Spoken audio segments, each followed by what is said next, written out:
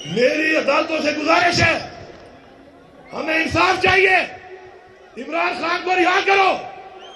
मेरी chief justice of Pakistan Faez Isa साहब आपसे गुजारिश है, आप इंसाफ दो। आपके ऊपर सवालिया निशान है। तरीके इंसाफ के केसेस से अपने आप को अलहदा कर लो।